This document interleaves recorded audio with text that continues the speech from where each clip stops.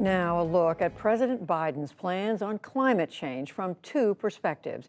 Reducing emissions from cars and trucks is a big part of this. Gasoline powered vehicles are the biggest source of emissions here in the U.S., accounting for more than a quarter of the total.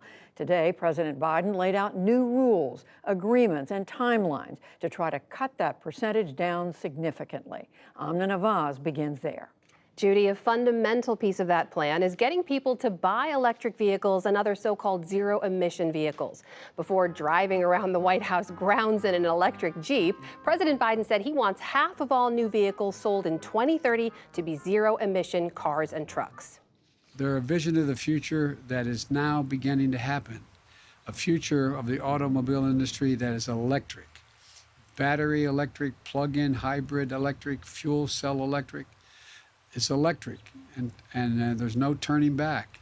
The question is whether we'll lead or fall behind in the race for the future. The plan is dependent on the infrastructure bill, which includes $7.5 billion for new charging stations around the country. The government would set tougher fuel standards as well. Automakers are expected to have to meet an average of 52 miles per gallon for new passenger vehicles by 2026. For some perspective on all of this, we turn to two people deeply immersed in the challenges ahead. Fred Krupp is president of the Environmental Defense Fund, and Dan Becker is director of the Safe Climate Transport Campaign at the Center for Biological Diversity. Welcome to you both, and thanks for being here. I want to come to both of you for a quick reaction to the announcement. Fred, I'll start with you. You called this a defining moment. Why? Well, it was just inspirational to be out there on the South Lawn. The president's vision of half of cars being electric vehicles by 2030 brought people together. It brought all three of the big three automakers, GM, Ford, Stellantis, which of course is Chrysler. It brought the UAW, lawmakers, environmental groups, all supporting the president's vision because it can protect the climate, clean our air, and create good, high-paying jobs for American workers. Dan, I want to come to you for your reaction, and I'll quote you quickly in a strong statement. You said that this looks like a loophole-laden Swiss cheese rules. Why don't you think that this is going to work? Well, I think Fred is, first of all, thank you for having me on. Fred is right that vision is good, but action is better, and these standards don't take enough action. The president is right that global warming is an existential threat. It's roasting the West, it's stoking forest fires, it's worsening storms. So now isn't the time to propose weak standards riddled with loopholes and promise strong ones later. The Biden proposal expands loopholes, and so it cuts less carbon emissions than the Obama standards that auto companies agreed to 9 years ago. And the climate crisis was a lot less worse then. So, Fred, a lot of people have raised this question about some of the existing loopholes and the enforceability of a lot of this. The Biden administration says this will dramatically cut emissions, but if it's not enforceable, does it really make that much of a difference? Well, actually, I agree with Dan. You know, this is an urgent problem. We've got to get after it. But what the president did with his executive order is order the EPA to put in place binding standards. And we will work with Dan and everyone else to make sure that the standards are robust, that there's accountability, and that they are transparent. The Obama standards only went out to 2026. These go out to 2030. The Obama standards didn't mandate any electric cars.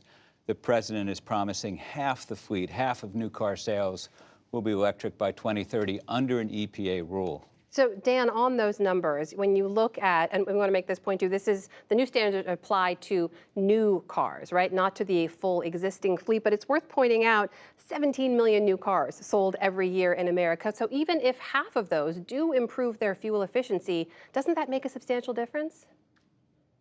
Oh, of course it makes a big difference if it happens.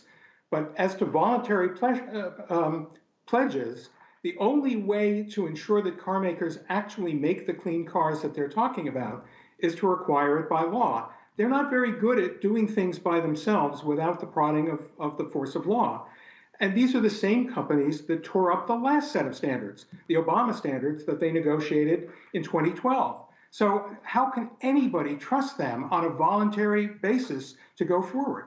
The executive order that you referred to lacks the force of law, and the automaker aspirations lack any meaning whatsoever. So, Dan, I'm going to stick with you for a moment. Stepping aside from the automakers, there's a consumer component to all of this as well. When you look at auto sales right now, just 2% of auto sales in America are electric right now. Did you see a plan for how to incentivize consumers to get on board with this? Well, first of all, the auto companies have to make the vehicles. And Ford, for example, only sold 11,000 EVs, electric vehicles, up through last year through April. So the auto companies are whining a lot about the consumer, but they're not advertising these vehicles. They spent $14 billion last year, mostly advertising gas guzzling pickups and SUVs. If they start advertising electric vehicles, maybe some consumers will learn about them and will want to go and buy one. Fred, what about the consumer part of this? We mentioned those billions of dollars in the infrastructure bill for charging stations, but the automakers say they're going to need billions more. But there's no consumer incentives in the plan right now. Is that a problem? Well, the pending in Congress is also provisions, Senator Wyden's Clean Energy for America Act, that has plenty of consumer incentives, and we're supportive of that too. So other things have to happen. But the president's order saying EPA should immediately begin work on those rules, I take that seriously. And the fact is that the big three auto companies are going to invest. They've announced investments of $100 billion.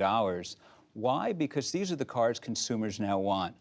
They're just fun to drive. They perform better. My 3-year-old electric car, I haven't had to have maintenance. I'm saving thousands of dollars on gasoline. Americans are going to love not having to go to gas stations. Electricity costs half as much to drive. On the Ford F-150 Lightning, there's 100,000 people on waiting lists to get it. The Mustang electric car is outselling the internal combustion engine version.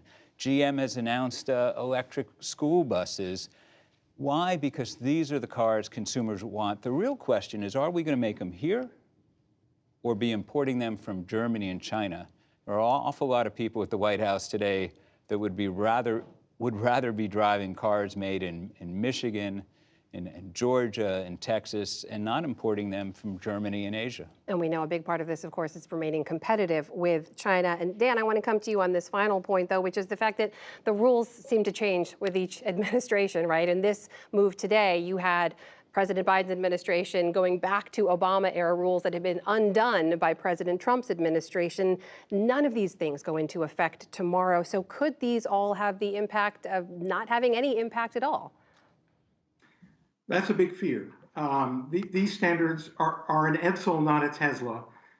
They're not very good. And if they remain the standards that are implemented and the long-term visionary standards that both Fred and I hope the Biden administration promulgates are then thrown away by the next President Trump, then we end up with really nothing. And the fact that the auto companies have been a nefarious player trying to prevent strong standards from coming into force, telling President Trump to roll back the Obama rules that they had just negotiated. These weren't Fred's and my rules. These were GM and Ford rules with President Obama. So we really need to move forward, and these standards will get us on a trajectory, or should get us on a trajectory to really get to those visionary standards of the future. And we call on the president to treat this set of standards as a first draft and to order his staff to go back and do a better job toughening them up so that they get us on that trajectory for the long-term goals. That is Dan Becker of the Safe Climate Transport Campaign and Fred Krupp of the Environmental Defense Fund. Thank you to you both. Thank you. Thank you for having us on.